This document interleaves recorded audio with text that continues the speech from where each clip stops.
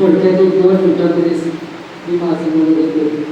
मी तर 1998 साली आलो, 2000 मला वाटतं यातला एक विद्यार्थी किंवा विद्यार्थी सत्ता खाल्याशिवाय राहिला ते तुमच्या चांगल्यासाठी या ठिकाणी एवढंच. आणि मी एकदा माझ्या सर्व्हिसमध्ये या ठिकाणी व्यवस्थित जगतो, हसा खेळा, शिकत राहा आणि चांगलं एवढंच मी तुम्हाला सांगतो. आणि आपण आयुष्य किती जगणार आहे ते विचार करू नका या ठिकाणी. फक्त आजचा दिवस चांगला, उद्याचा कसा जातोय काय, पण उद्याची काळजी आज झाली की टेन्शन आले. टेन्शन अजिबात घेऊ नका. किती वर्ष जगणार आहे, 100 वर्ष जगणार तर खात्री ग्रहित आहे.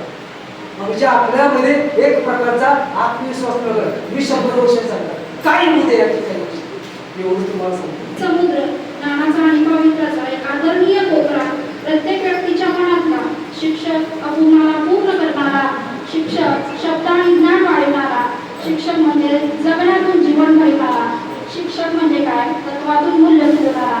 असे आता पुढचे जे मनोगत व्यक्त करणार आहेत देसाई सरांना मी मंचावर आमंत्रित करते.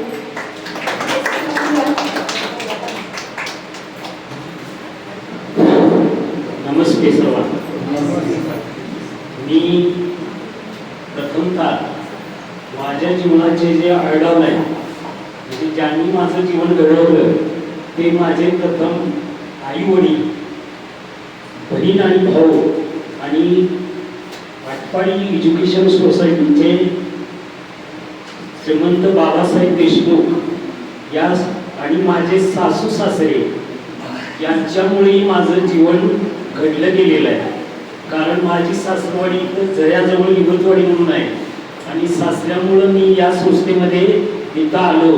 कारण त्यांची ओळख ही आटपाडी एज्युकेशन सोसायटीचे चेअरमन, अध्यक्ष सगळे त्या घराण्याची अगदी जवळचे संबंध असल्यामुळे मला इथं नोकरी लागली. आणि आई वडिलांनी माझ्यावर जे संस्कार केले, जे शिक्षण दिलं आणि शेवटी पत्नीनेही मला जीवनात साथ दिली.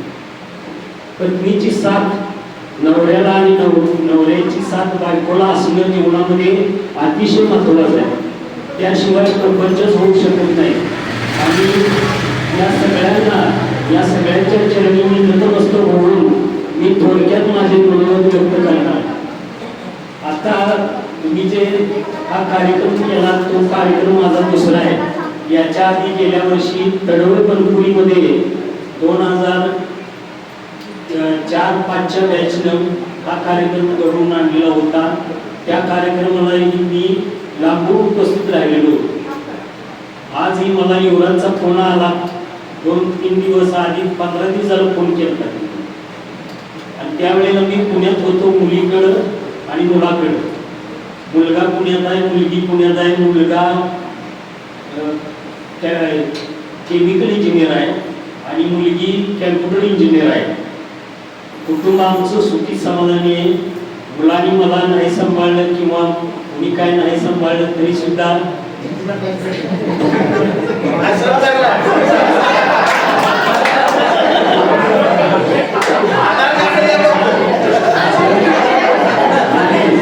परंतु भावानी भाव कसा असावा तर तो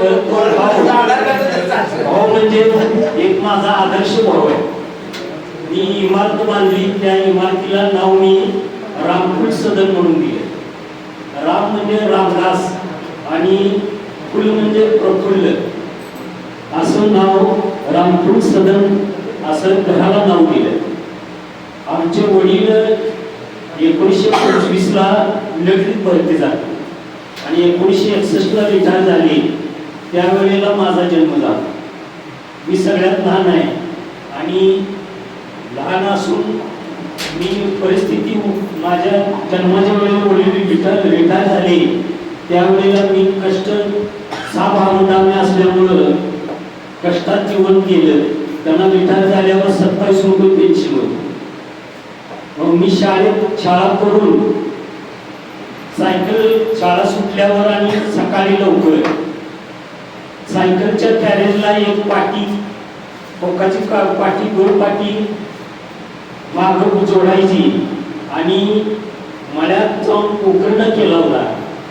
जनावर सुटताना आणि जनावर घरी येताना रस्त्यात पडलेलं शेण पाठीत गोळा करून मी मदत करतो आई वडिलांना. आणि पोखरणं भरायचं मी दररोज शेण गोळा करतो. आणि सुट्टी लागली की पुस्तक पोटात खवायचं, छत्री घ्यायची आणि मसरं राखायची, पाणी पाजायचं, सगळं काम केलंय. आमच्या घरामध्ये भाऊ डॉक्टर आहे, भावाचा मुलगा अमेरिकेमध्ये कॅलिफोर्नियाला सॉफ्टवेअर इंजिनियर आहे. माझी 2 पोरं चांगले आहेत. एक भावाचा मुलगा डॉक्टर आहे. कुटुंब स्थिर स्थावर चांगला आहे, ते माझ्या आई वडिलांच्या पुण्याईमुळे. त्यामुळं या सर्वांच्या चरणी नतमस्तक होऊन मी तुम्हाला थोडक्यातच माझं मनोगत व्यक्त करणार आहे. ते म्हणजे तुम्ही कुठलेही काम करताना शेती करा, कुठल्याही खालच्या दर्जाचं काम करा, परंतु काम करताना लाजता कामा नये. लाजला तो संपला. कुठलेही काम, आता साधं हॉटेल चालवणारे पुण्यामध्ये ग्रॅज्युएट झालेली मुलं आहे. 10 रुपयाचा कप असे जर 1000-2000 कप दिवसाला खपले तर थोडा इन्कम होत नाही. इंजिनियरला सुद्धा पगार तेवढा पडत नाही, तेवढा इन्कम चहाची टपरी चालवणारा होऊ शकतो.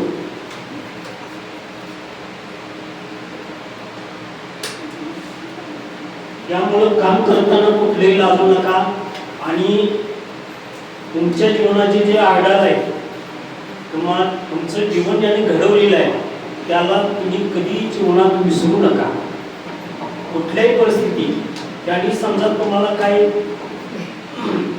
बरं वाईट बोलले तरी सुद्धा त्यांना विसरता कामा नये.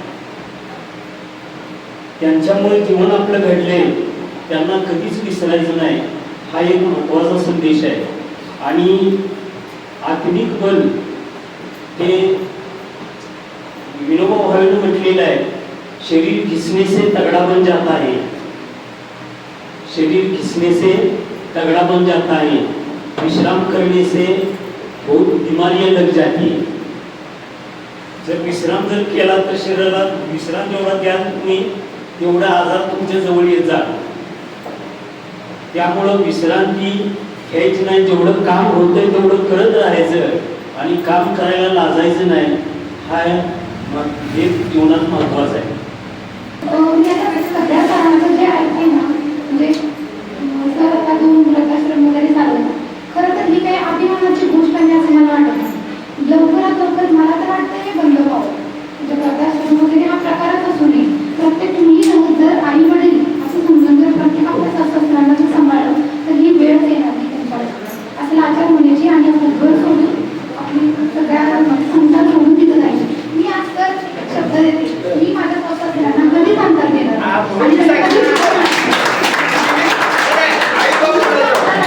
आई बाप आपलं, सासू सासरा कोणाचं आपलंच आहे ना, आपलंच आहे ना. आपल्या मालकाचा आई बाप म्हणजे आपला सासू सासरा असलं हे आपला आई बाप आहे ना. आई बाप म्हणूनच तुम्ही त्यांचा सांभाळ केला पाहिजे. वृद्धाश्रम काढायची गरज काय? वाईट अवस्था आहे समाजामध्ये. आणि तुम्ही खरं पण चांगला कार्यक्रम घेतला. इथं 5 लोकांनी जरी माझं ऐकलं तरी माझा मला 100% हिडत राहील.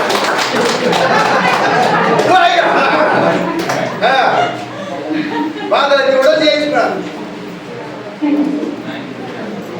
शिक्षक म्हणजे एक समुद्र ज्ञानाचा आणि पावित्र्याचा, एक आदरणीय पोतरा. प्रत्येक व्यक्तीच्या मनाला शिक्षक अपूर्णाला बंद करणारा, शिक्षक शब्दांनी ज्ञान वाढवणारा, शिक्षक जगण्यातून जीवन घडवणारा, शिक्षक तत्वातून मूल्य फुलवणारा. अशा आपल्या आदर्श शिक्षकांना आपण इथे आमंत्रित करूया. सर पिल्लाने सर यांनी आपले मनोगत व्यक्त करण्यासाठी मंचावर यावं. सर्वांनी जोरदार टाळ्या वाजवा.